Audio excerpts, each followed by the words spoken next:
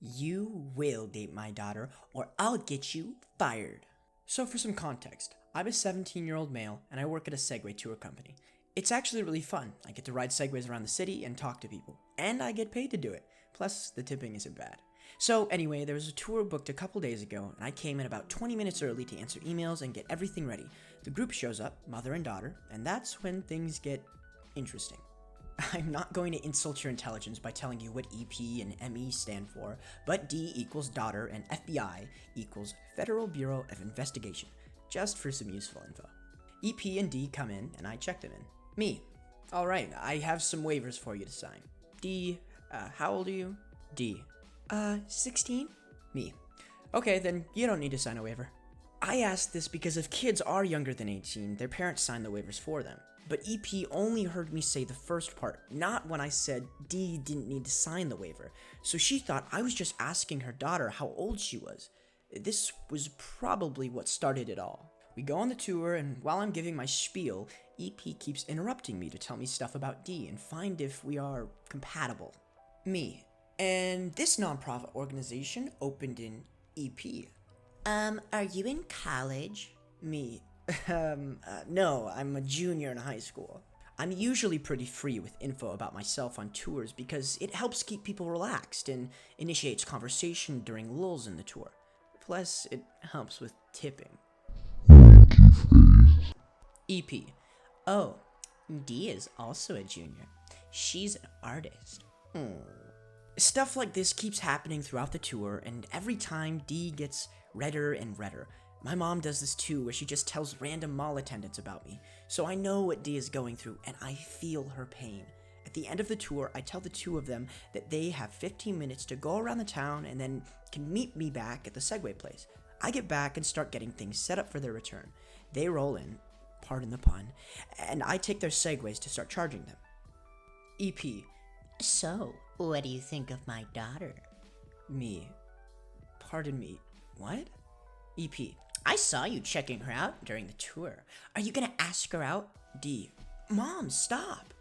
Me. Ma'am, I just recently got out of a relationship and I'm not really looking for anything right now. What? Huh?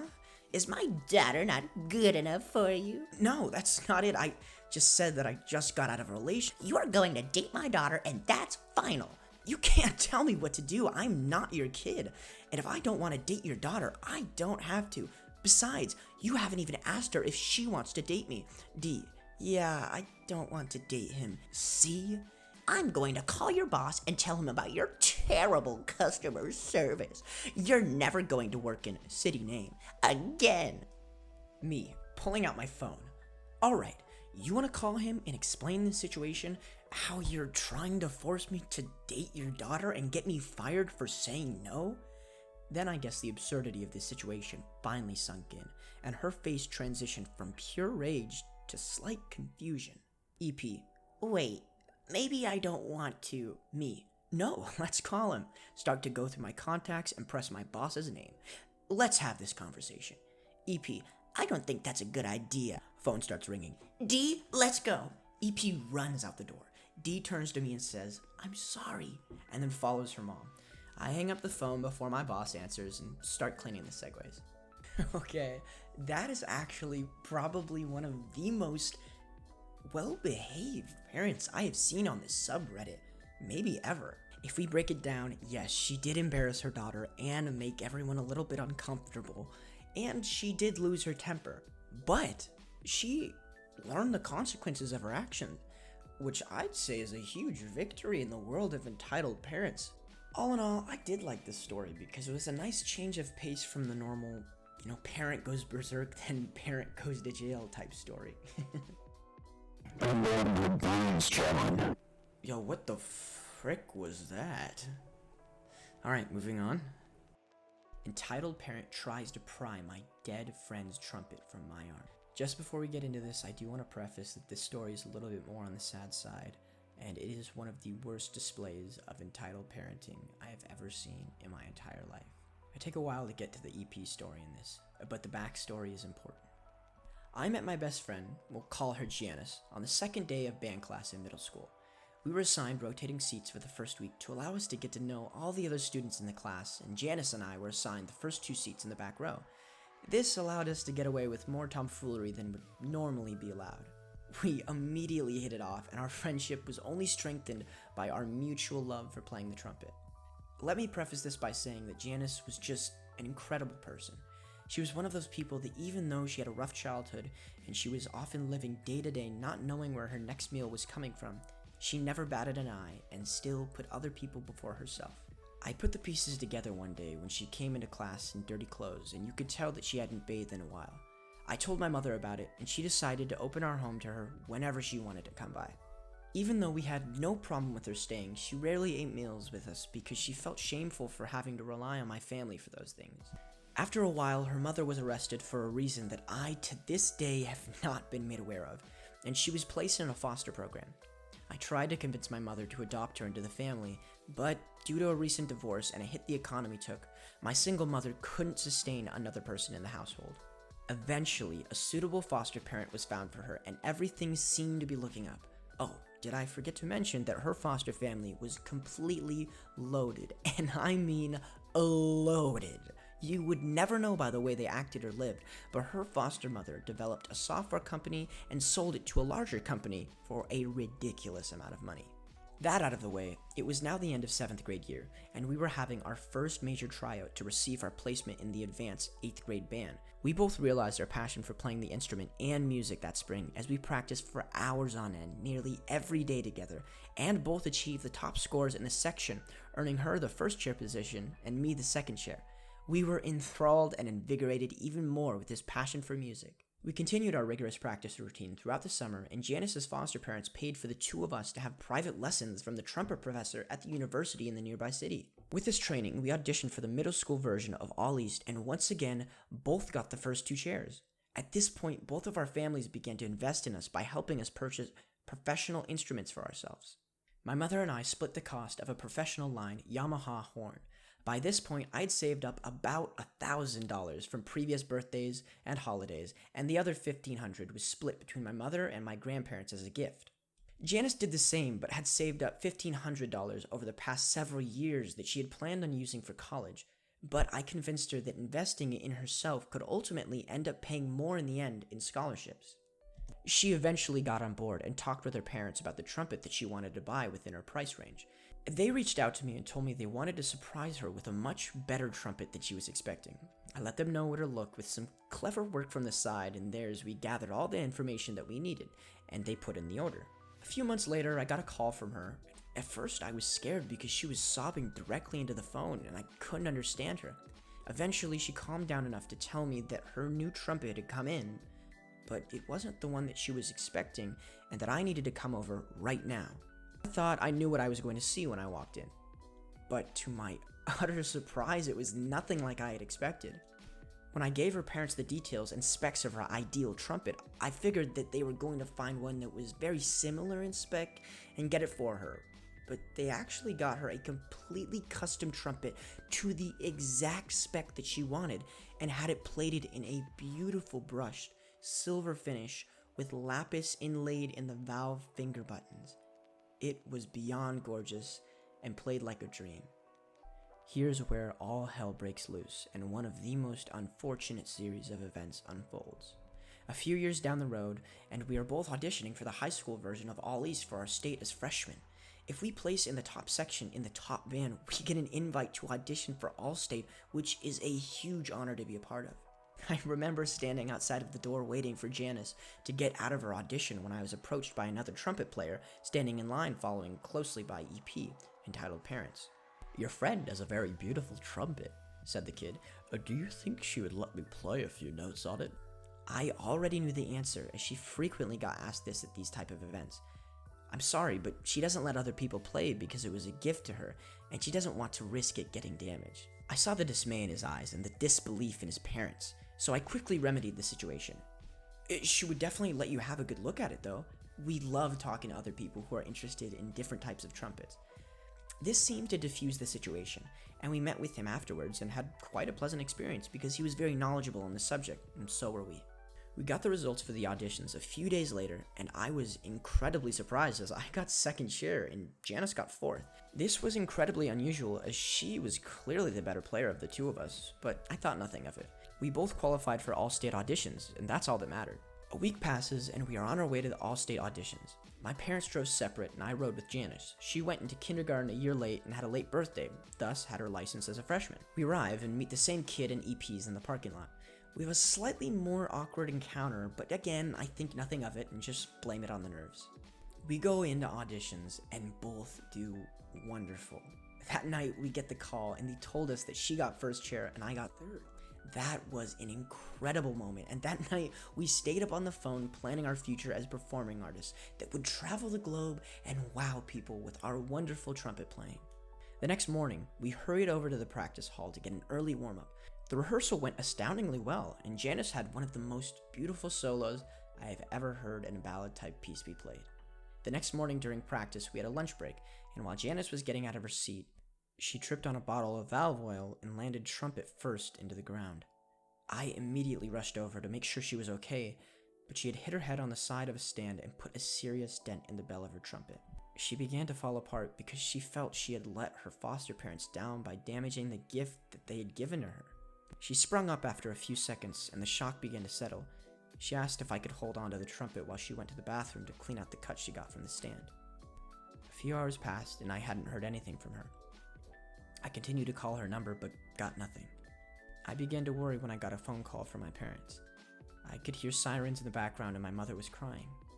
She told me to meet them out front and that they would pick me up and take me back to the hotel. I felt sick to my stomach and had an overwhelming feeling of dread. I continued to look for Janice while waiting on my parents. I wanted to let her know what was going on and talk to her about what had happened as she was clearly upset. As my parents pulled into the parking lot, I got into the car and they drove to a spot near the back and turned the car up. I asked what was going on and my mom explained to me that Janice was driving back to the hotel and ran a red light. She was T-boned by a truck and was killed in the crash. I had no words. I still have no words. I just sat there clutching the scratched and dented trumpet in my arms with tears rolling down my face. I remember it vividly as it seemed that subconsciously I was processing the news, but emotionally I wasn't allowing myself to. My tears were not accompanied by anything, no emotion, just a feeling of void. I even lashed out at my parents, accusing them of a cruel joke. But it was true. My best friend, whom I considered my sister, was gone. Just like that. No goodbye, nothing. That was it. 2 weeks came and went, and the postponed all-state concert was approaching. We had a ceremony at the first practice for her, but by this point I had attempted to numb myself to avoid dealing with the loss, so I didn't participate. I brought her trumpet with me to practice one day because for some reason it brought me comfort to have it near. It was set up on its stand next to me when I was once again approached by EP. She asked me what happened to the trumpet, to which I replied, she tripped while she was carrying it, and dinged it up really bad. She then asked me politely if her son could play it now that it was damaged. No, she trusted me with it, and I have to keep it safe, I replied. Oh, come on, she fired back. Just for one song? I'm sorry, but I can't do that, I said, slightly agitated at this point.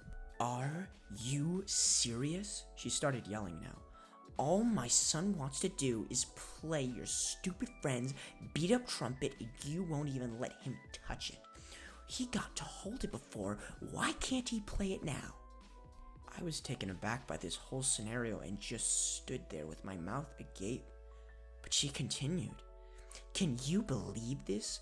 Addressing the few kids left in the room. This boy thinks that he is so much better than my son that he won't even let him use his dead girlfriend's trumpet. At this point, I am fuming. I start to retort, but I don't get far before I get too choked up to keep talking. Why on earth don't you need to keep it safe anyway? It's not like she's going to need it anytime soon.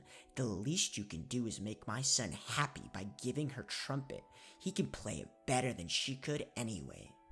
My emotional barriers that I had put up to control my feelings at that time were completely overwhelmed, and I began to sob. She reached over me and attempted to grab the trumpet when the director walked back into the room and saw what was going on. He hurried over to where we were, but EP scurried out of the building before he could get to her. He immediately called the police. By this point, the emotional dam I had built had busted, and all I could do to comfort me was to keep her trumpet in my lap as I wailed and sobbed.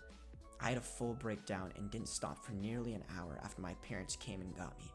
The concert was canceled, and EP and Child were never allowed to participate in all-state performances again, and I received no confirmation of this, but I have been told that he was kicked out of his high school band program. We were encouraged to press charges against her, but I refused because I didn't want to take any more emotional weight at the time and figured that it was some sort of moral high road. Looking back, I almost wish I had pressed charges.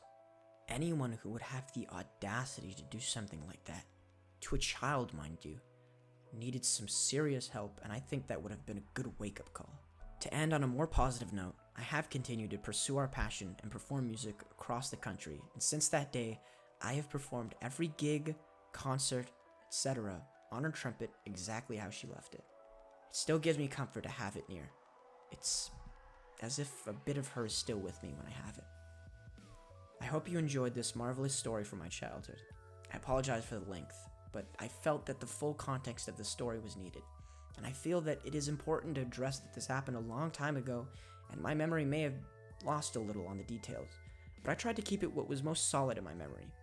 I appreciate the read and hope every one of you is doing well. Wow. After reading something like that, I'm at a loss for words, honestly. Not only is the subject material just so sad, I mean, there were times where I was definitely getting a little broken up reading that. But to think that there are actual people on this earth with such little care for others that they would do something so atrocious as that. People that aren't just from storybooks, that aren't made up, but they're real. It baffles me. I like to read r/EntitledParents for goofy, funny stuff. Situations where you see adults acting like children. But not only did this OP have to suffer through the heartbreak of losing a lifelong friend, but the emotional trauma of someone trying to take from you the only thing that was giving you any sense of solace in your time of grieving. To whoever wrote this, I hope you continue playing music in Janice's memory, and I hope that wherever she is playing music as well. Well, sorry to end on a sad note, guys, especially for my first video, but I could not help myself. That last video was so powerful, it's such a good read, and such a heartbreaking story that I had to share it. On this channel, I definitely want to go with more humorous content, but when there is content that needs to be shared, I will share it, and that's just the short truth of it. If you like this video, I would encourage you guys to give a thumbs up, subscribe, help me out. I am a small YouTuber just starting up, but I'd really like to post more content and have the free time to do so. So if you supported me in any way, fashion, form, I'd greatly appreciate it. And on that note, I hope you guys have a great rest of your day, night, whatever time you're watching this, and I hope to see you guys with whatever episode we do next. If you somehow find my video on YouTube somehow, gets recommended to you somehow, let me know, comment what I should do next. Yeah, alright guys, peace out. Agram is out of here. Bye.